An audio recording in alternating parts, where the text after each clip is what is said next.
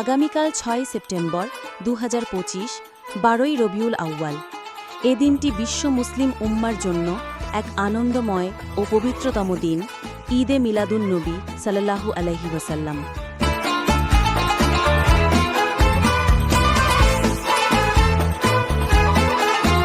মহানবী হযরত মুহাম্মদ সাল্লাল্লাহু আলাইহি ওয়াসাল্লাম এর জন্ম ও ওফাতের দিন হিসেবে মুসলিম বিশ্বের ইতিহাসে এ তারিখ বিশেষ তাৎপর্যে ভাস্বর। ওয়ার্ল্ড ক্লাস ইনোভেশন নিয়ে ওয়ালটন এখন দেশের সীমানা পেরিয়ে পৌঁছে গিয়েছে ৫০টিরও বেশি দেশে। ওয়ালটন, ঘরে ঘরে, বিশ্বজুড়ে।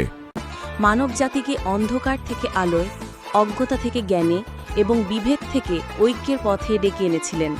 তার মহান শিক্ষা, দয়া, সহমর্মিতা ও ন্যায়পরায়ণতার আদর্শ আজও সমগ্র বিশ্বে শান্তি প্রতিষ্ঠার জন্য আলোকবর্তিকা হয়ে আছে।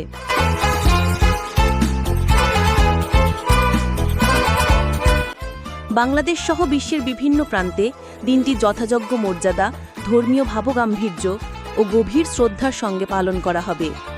রাজধানী ঢাকা সহ দেশে নানা স্থানে মসজিদ, মাদ্রাসা ও ইসলামী প্রতিষ্ঠানগুলোতে আয়োজন করা হবে মিলাদ মাহফিল, দোয়া ও আলোচনা সভা। এছাড়া সরকারি বেসরকারি উদ্যোগে শোভাযাত্রা, কোরআনখানি এবং দরুদ মাহফিলের আয়োজনও থাকবে।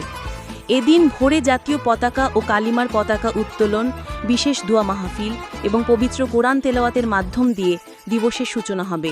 বিভিন্ন টেলিভিশন চ্যানেল ও গণমাধ্যমে প্রচারিত হবে ঈদে মিলাদুন নবী সাল্লাল্লাহু আলাইহি ওয়াসাল্লামের তাৎপর্য তুলে ধরা বিশেষ অনুষ্ঠানমালা।